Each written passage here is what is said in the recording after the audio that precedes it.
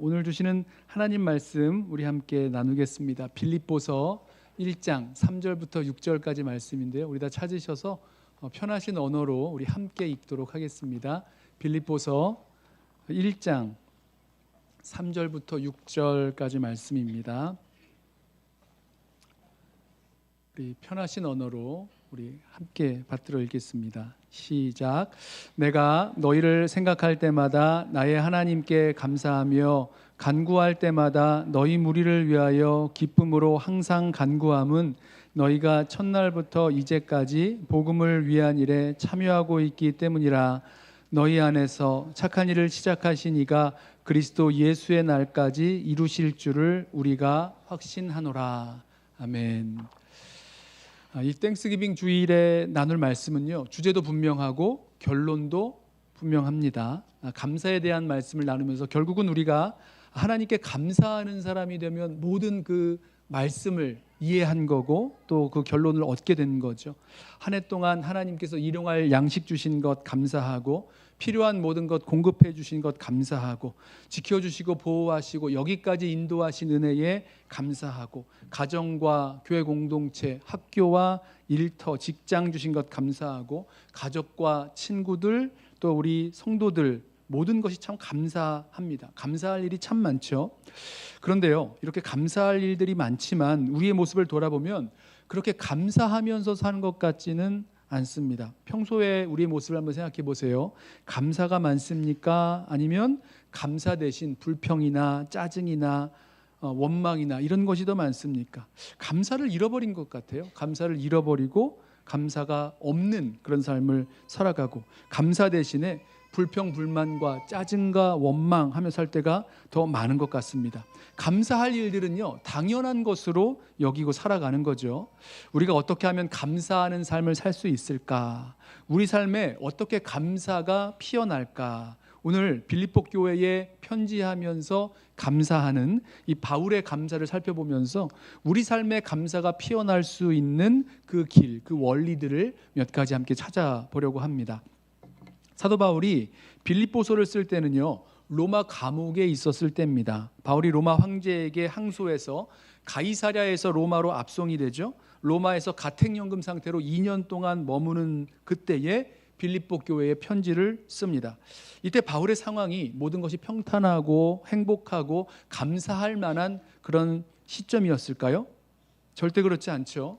요즘 우리가 묵상하고 있는 사도행전 마지막 그 부분에서 나오는 바울의 상황을 생각해 보시면 됩니다. 바울이 억울한 누명을 쓰고 로마 군대에 잡혀갔습니다. 받지 않아도 될 재판을 2년 동안이나 받고 있어요. 총독들은 이 바울의 무죄를 알면서도 유대인들의 눈치를 살펴서 이 바울을 풀어주지 않았습니다. 계속되는 유대인들의 살해 위협을 받았고요. 이걸 피해서 로마 황제에게 항소했는데 사슬에 매어서 이 배를 타고 가다가 유라굴로 광풍을 만나서 배가 파선합니다. 죽을 고생하는 거죠. 자, 죽을 고생을 넘겨서 로마로 갔는데 거기에서도 재판을 기다리며 가택연금 상태로 2년이나 더 기다리고 있는 중입니다. 이때 바울이요, 사람들의 비판을 많이 받습니다. 성도들의 비판을 받는 거죠. 아니, 바울이 제대로 된 사도라면 이러한 이 재판을 받고 또 감옥에 갇히는 이런 일이 생겼겠느냐, 이러면서 사람들은 사도 바울의 진실성을 의심했습니다. 이런 일들이 생기면 참 속상하고 답답하죠. 게다가 앞으로의 재판 결과가 어떻게 될지 잘 모르는 상황입니다. 살 수도 있지만 죽을 수도 있는 그 상황 가운데 있는 거예요. 불안한 상황 가운데 로마에 구금되어 있는 사도 바울. 그런데요, 이런 상황에서 바울이 빌립보 교회 성도들에게 편지를 쓰는데 그 편지는요, 감사와 기쁨이 넘쳐납니다. 그 편지의 본문은 감사로 그 말씀을 시작해요. 1절 말씀 보세요. 나의 하나님께 감사하며. 한글 번역에는 바울이 감사하다는 고백이 맨 뒤로 나오는데요, 원어에는 맨 앞에 나오게 되어 있습니다. 벌써 몇 년째 지리한 재판을 받으면서, 억울한 재판을 받으면서 로마에 압송되어 구금되어 있고 앞일이 어떻게 될지 장담할 수 없는 상황 속에서 무슨 감사할 일이 있겠습니까? 그런데 바울은 이 원망스럽고 답답한 상황 속에서, 두렵고 불안한 상황 속에서 감사하고 있습니다. 어떻게 감사할 수 있었을까? 어디서 바울의 이 감사가 피어났을까? 우리 몇 가지 살펴보겠는데요. 첫 번째는 내 인생에 함께한 사람들을 기억할 때, 생각할 때 감사가 피어납니다. 나와 함께하게 하신 사람들을 생각할 때, 우리 1절 말씀 보면 내가 너희를 생각할 때마다 나의 하나님께 감사하며 라고 고백하죠. 바울은 빌립보 교회 성도들을 생각할 때에 감사가 피어났다 이렇게 말합니다. 내가 너희를 생각할 때마다, 문자적으로 말하면 번역을 하면 너희의 모든 기억, 너희에 대한 모든 기억에서 감사가 나왔다 이렇게 표현합니다. 바울이 지난 10년간의 빌립보 교회에서 복음을 전하고 교회가 세워지고 10년 정도가 지난 순간인데요. 그 10년 동안 이 빌립보 교회 성도들이 사도 바울의 그 복음 사역에 동참해 왔습니다. 그런데 이 시간들이 어려웠어요. 어렵고 힘들고 정말 고통스러웠던 그 시간들이 계속됐는데, 그 시간들 속에서 성도들이 함께 이 복음 사역에 참여했고 그 성도들을 기억할 때, 생각할 때마다 감사가 피어올랐다 이렇게 고백하고 있습니다. 그들의 수고와 헌신과 동역을 생각하며 그 마음에 감사가 올라온 거죠. 여러분, 우리도 마찬가지입니다. 어렵고 답답한 상황 있으시죠?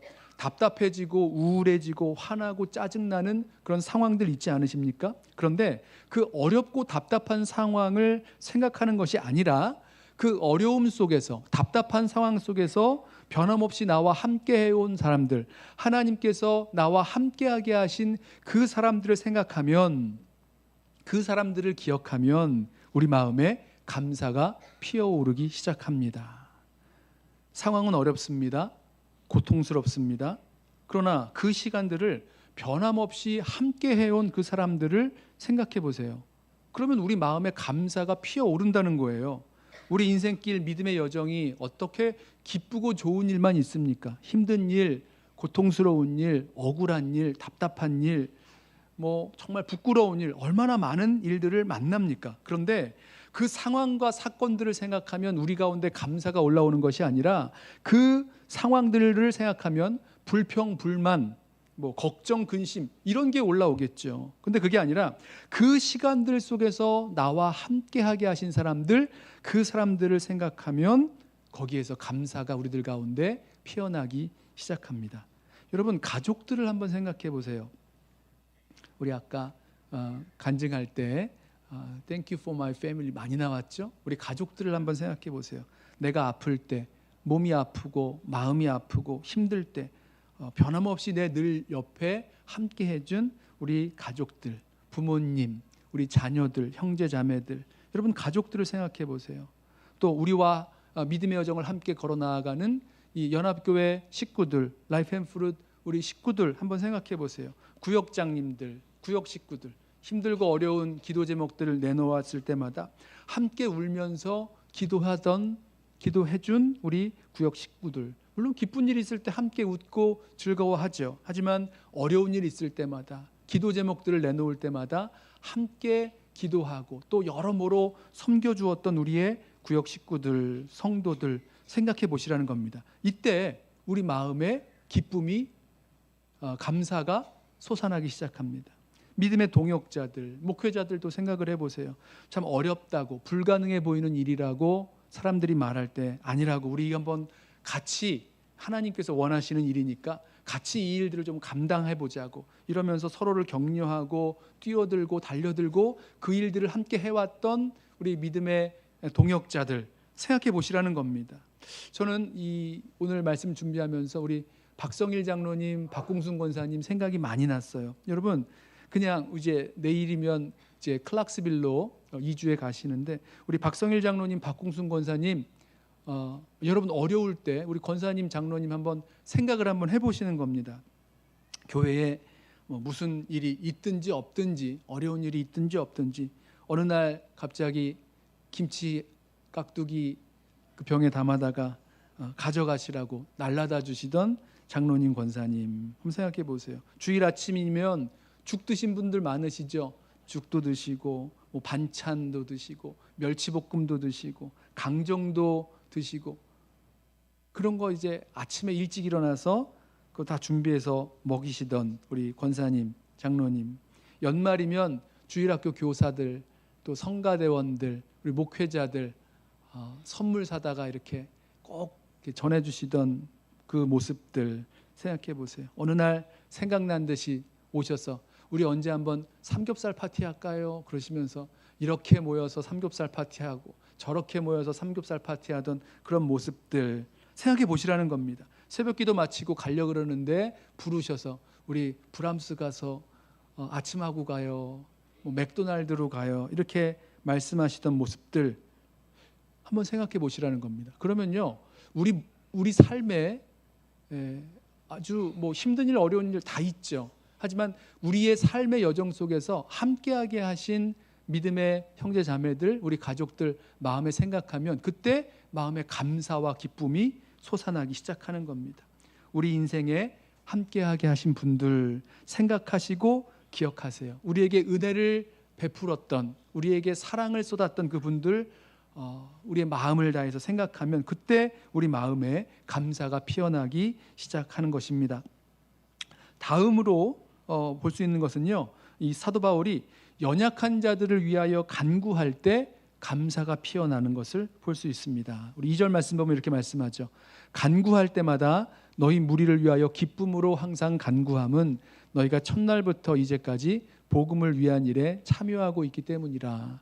자, 보세요. 우리 앞에서 말씀했던 나의 하나님께 감사한다라고 하는 그 고백에 이어지는 그 말씀입니다.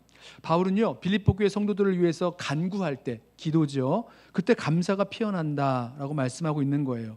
여기서 간구라는 단어는요, 기도를 말하는데 어떤 필요 때문에 긴급하게 간청하는 그런 기도를 말합니다. 바울이 지금까지 아무 어려움 없이 문제 없이 넉넉하게 사역해 왔던 것 아니었어요. 늘 위험했고 궁핍했고 연약했고 몸도 좋지 않았습니다. 자, 그런데 하나님께서 늘 필요를 채워주셔서 도움의 손길을 더하셔서 여기까지 올 수 있었고요. 특별히 빌립보 교회 성도들은 이 사도 바울의 그 사역을 위한 재정적인 필요를 채워주고 있었습니다. 그래서 바울에게 빌립보 교회 성도들은요, 기쁨이요 감사 그 자체였어요. 자, 그런데 지금은요, 바울 역시 이 빌립보 교회 성도들의 필요를 위해서 하나님께서 그들의 필요를 채워주실 줄로 믿고 간절히 기도하고 그 간절한 기도 가운데 감사가 솟아났다라고 말씀하고 있습니다. 신기하죠? 다른 사람을 위해서 기도하는데 내 마음에 감사가 솟아 올라오는 겁니다. 바울이 빌립보 교회 성도들을 위해서 뭐라고 기도했을까? 오늘 말씀을 보면 우리 읽진 않았지만 9절부터 보면 그 기도의 내용이 이렇게 나옵니다. 9절, 내가 기도하노라 너희 사랑을 지식과 모든 총명으로 점점 더 풍성하게 하사 너희로 지극히 선한 것을 분별하며 또 진실하여 허물 없이 그리스도의 날까지 이르고 예수 그리스도로 말미암아 의의 열매가 가득하여 하나님의 영광과 찬송이 되기를 원하노라. 바울이 빌립보 교회 성도들을 기도할 때 하나님, 우리 성도들이 사랑이 풍성한 성도들 되게 해주세요. 선한 것을 분별할 수 있는 성도들 되게 해주세요. 또 거룩한 성품과 의의 열매를 맺어서 하나님께 영광이 되는 성도들이 되게 해주세요. 이렇게 기도합니다. 그런데요, 이런 기도를 하는데 왜 내 마음에 감사와 기쁨이 피어나는가? 여러분, 기도는요, 특별히 다른 사람을 위해서 하는 그런 기도는요, 우리의 시선을 어떤 문제에서부터 하나님께로 돌리는 역할을 합니다. 우리의 시선이 옮겨져요. 문제 속에 있었던 우리의 시선이 기도를 통해서 하나님께로 움직여 나아갑니다. 그 사람을 위해서 기도하기 전에는요, 그 사람의 문제, 어떤 어려운 형편들 이런 게 보였겠죠. 아, 그 사람 사랑이 참 부족해. 아까 우리 기도했던 거를 거꾸로 생각을 해보면 그 사람 사랑이 참 부족한 것 같아. 어리석어서 제대로 분별도 하지 못해. 말만 잘하지 삶의 열매가 없어. 이렇게 이야기했을 텐데 어느 순간 그들을 위하여 기도하게 되면 그들의 사랑을 위해서 또 분별을 위해서 하나님의 영광이 되는 그런 인생을 위해서 삶의 열매를 위해서 기도하게 되는 겁니다.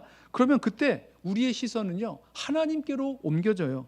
그 마음의 근심, 걱정, 염려 다 사라지고 이 모든 결과를 하나님 손에 맡겨드리는 겁니다. 하나님 손에 다 맡겨지니까 우리 마음에 있었던 근심, 걱정, 염려, 두려움 이런 거 사라지게 되는 거죠. 그리고 감사가 피어나기 시작합니다. 그 사람을 위해서, 누군가를 위해서 간구해 보세요. 특별히 연약해 보이는 분, 뭔가 문제를 안고 고통 가운데 있는 분들, 그분들을 위해서 기도해 보는 겁니다. 그러면 그 기도 가운데 하나님께서 그분에게 주신 그 은혜가 보이기 시작할 거고요, 하나님께서 그분에게 남겨놓으신 가능성이 보이기 시작할 거고요, 그리고 여전히 그 가능성이 하나님의 은혜 가운데서 남아있음을 알게 될 것입니다. 하나님께서 그 사람에게 행하신 일들도 믿음의 눈으로 바라보게 될 거예요. 지금 보고 있는 게 다가 아니라 하나님께서 그 사람들을 통해서 변화시킬 그 일들을 기도 가운데 믿음의 눈으로 보게 되는 거죠. 자, 기도하면서 우리 마음에 감사가 피어오르는 것입니다. 누군가를 위하여 기도했더니 우리의 마음에는 감사와 기쁨이 차오릅니다. 감사가 사라지고 메마른 마음 되신 분들 있으세요? 그렇다면 누군가를 위한 기도의 자리를 찾으시기 바랍니다.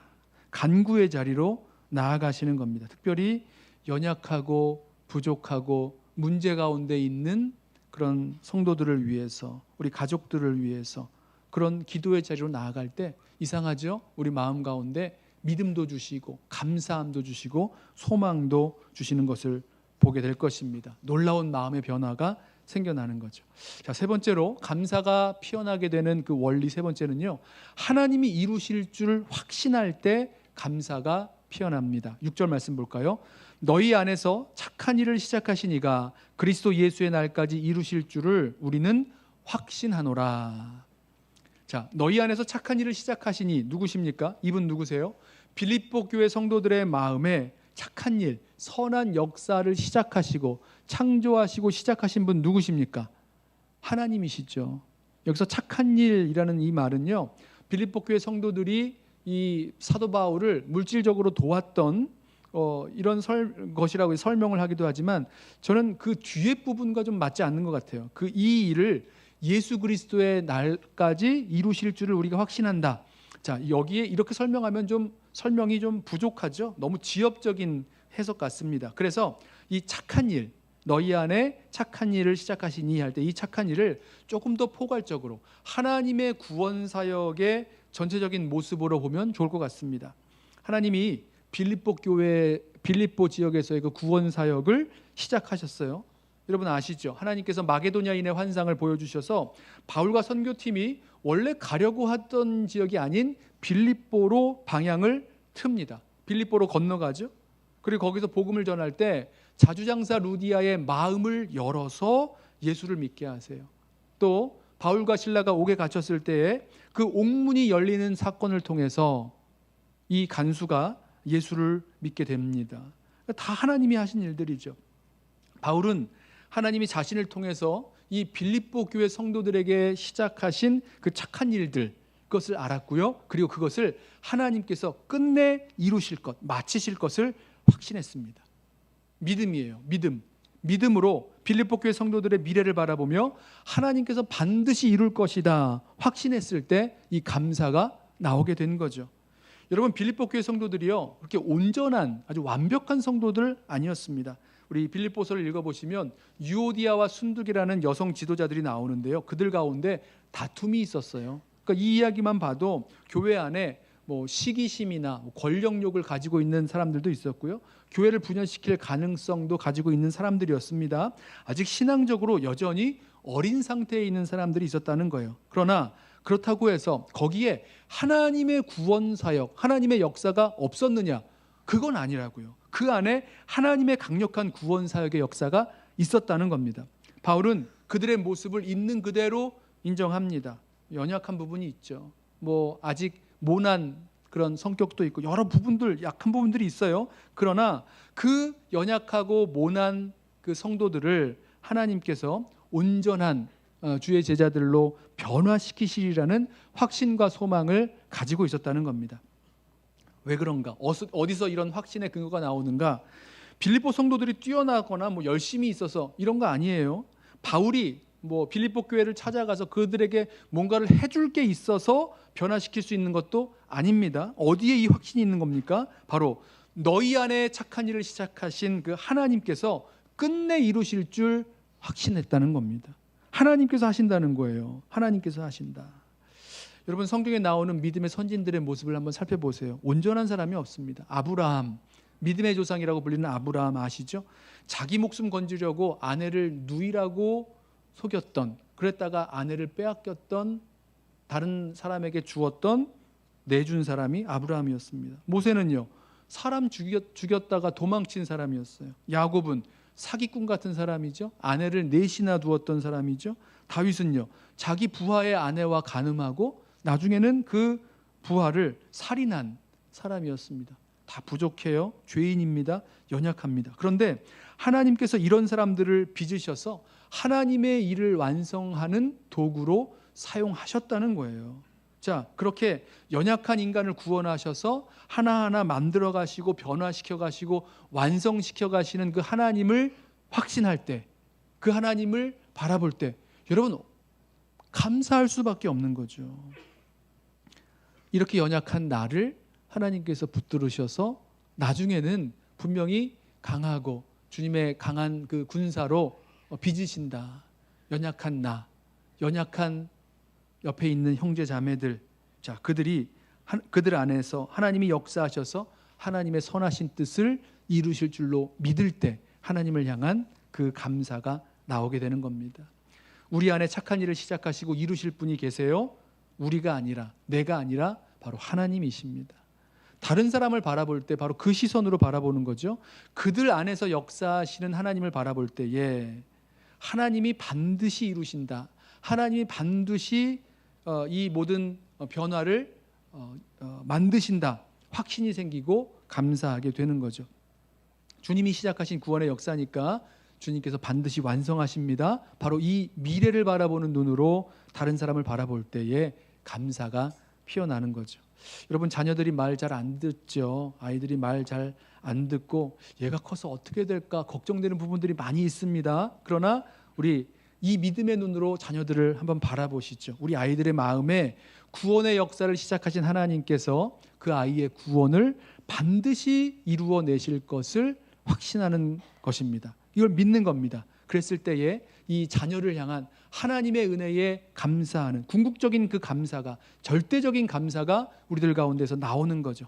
배우자들이 속상하게 하죠. 마음도 몰라주고 참 말도 안 듣고 고집만 셉니다. 그러나 이 배우자들도 믿음의 눈으로, 확신의 눈으로 바라보십시오.